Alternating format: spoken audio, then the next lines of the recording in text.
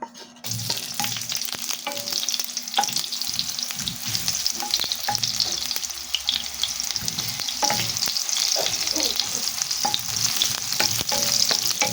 today's video, tayo po ay magluluto ng halo-halong ginataang gulay. Ayan, halo-halo kasi halo-halo ang ating lulutuin. Ayan.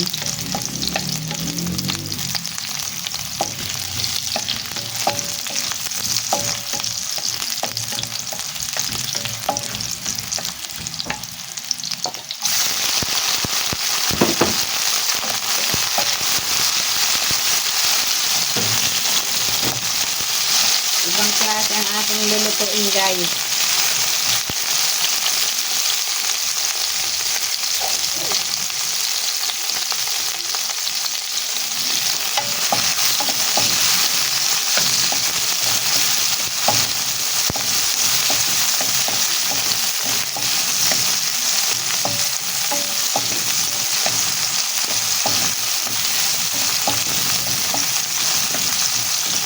Sarap! Yan po yung chicken na pinagtanggalan ng breast. Puro may buto-buto. Sayang naman, ihalo na natin. Para pampalasa din. Puro may buto-buto yan.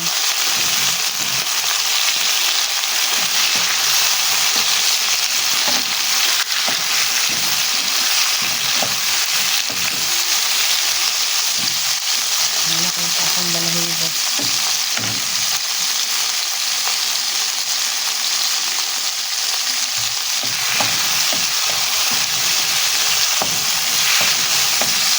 Ayan, kaya kakaiba ang ating lulutuin for today.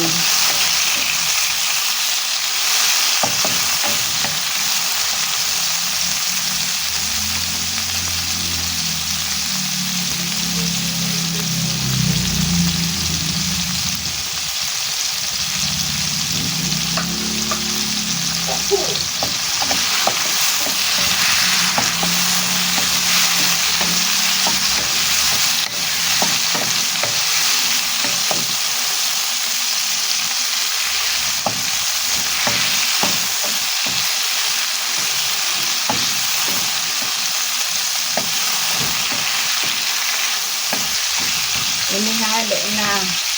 Tapos ilagay na natin ang yan. Diba? Kakaiba? Kakaibang ulam for today.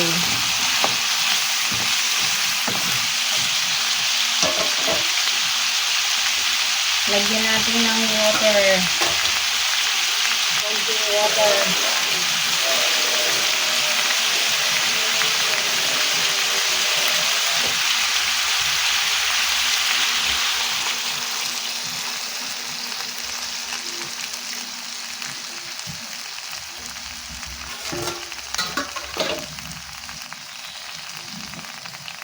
Timplahan natin ng asin.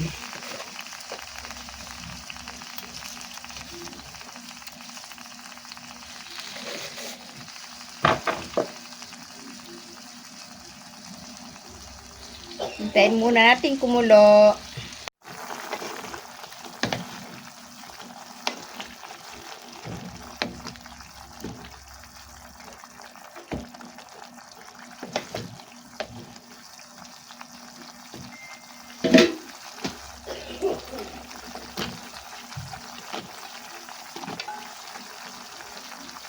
Yan, nilagay na natin ang okra.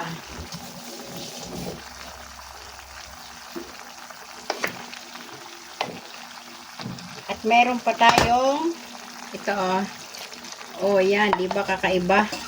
Pinaghalo-halo, ang dami naming ulam, di ba? Pinaghalo-halong gulay.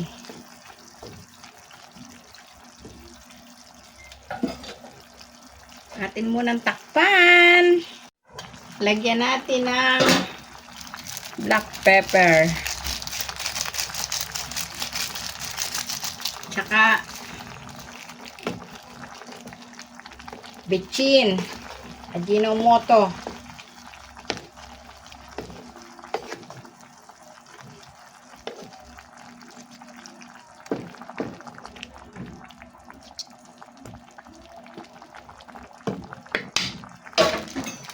Yan, takpan ulit natin. Ayan, kumukulo na ang ating gulay. Lagyan na natin ng gata. Siguradong ang hapunan ko ay gulay lang at ang dami nito. Kadamay ang kapitbahay.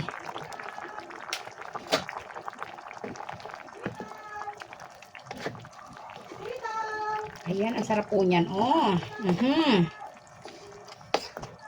Damay na ang kapitbahay dyan.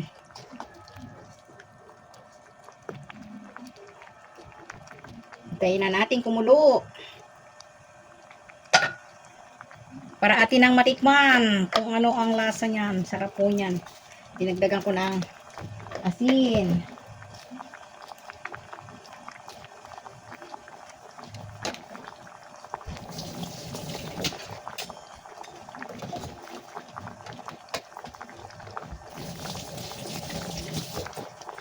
Lagyan po natin ng siling green.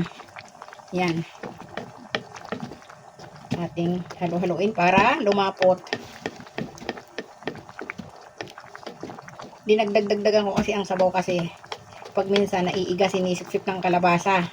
Eh ang aking mga anak ay naghahanap ng sabaw-sabaw. Gusto nila ay may kaunting sabaw. Mamaya po yan ay maiiga pag naahon na. Ilalim natin ang chicken para maluto ng ayos.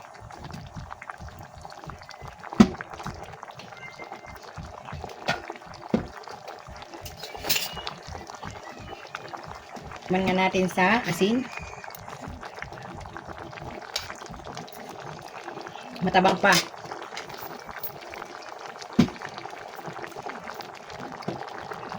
Konting asin pa. Parang gusto ko pang dagdagan ng black pepper.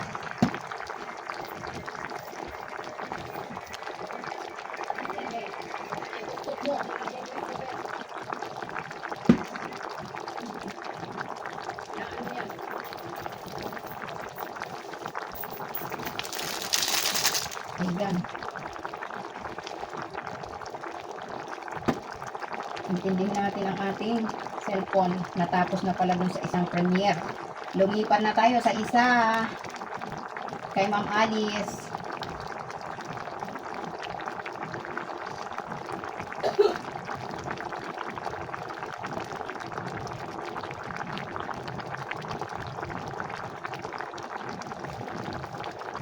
Yan, mukhang masarap na yan. Diba? Masarap yung maraming black pepper. Malasa. Kasi marami ang gulay natin. Dinamay ko na kasi ang kapatid ko. Kasi ang mga sitaw na yan at saka okra binigay niya galing sa kanyang tindahan. Idamay na natin sila at hindi na sila makapaggulay at wala na silang time. Masyadong busy. Kanilang mga trabaho. Kaya marami ang niluto ko. Yan. Ganyan talaga pag magkapatid. Dapat ay bigayan lang. Bigayan, tulungan. Yun pong kuya ko na nandito sa katabi ng bahay namin ay sinundan ko.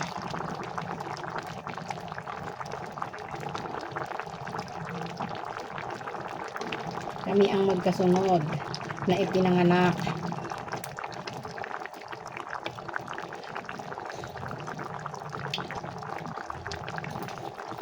Hindi matikman eh. Nakakalimutan ang biyanan sa sarap ng gulay. Parang gusto kong lagyan ng Knorr shrimp cubes. Lagyan ko pala para masarap lalo.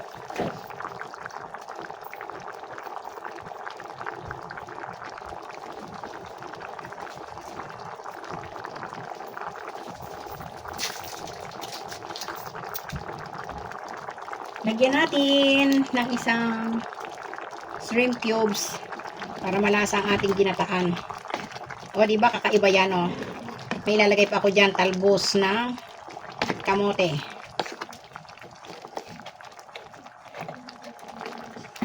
Para lalong masarap. Nakakita na ba kayo ng ganyan? Ginataang gulay na halo-halo. O sa akin nyo palang nakita ang ganyan.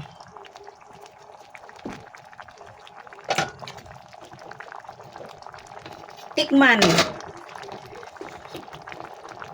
Oh, sarap, panalo. Extra rice, please. Yan, malapit na pong maluto ang ating kalabasa. Pangit ang masyadong labog ang kalabasa. Ilagay na natin ang ating talbos. Ayan ang aking talbos dahil libre at pinitas lang sa tanim. O, diba? Ang dami, oh. Oh. Masustansya ang aming pagkain ngayon. No rice muna ako ngayon. Marami akong kakainin gulay. Ayan. Sarap. Tayo na lang nating maluto ang talbos. Paniguradong masarap na naman ang kain. Kailangan na nating maluto to kasi baka mamaya kumakain na yung kabila. Maaga silang kumain at mga pagod. Maaga silang magsikain.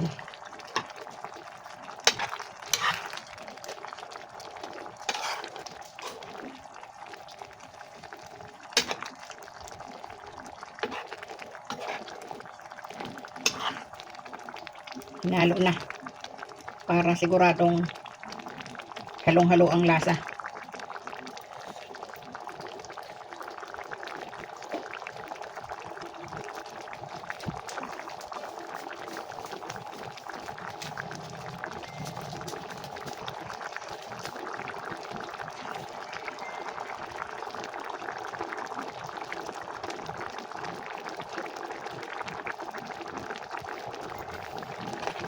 Habang ako ay nagluluto, ang aking cellphone ay nasa premiere ng ating mga kaibigan.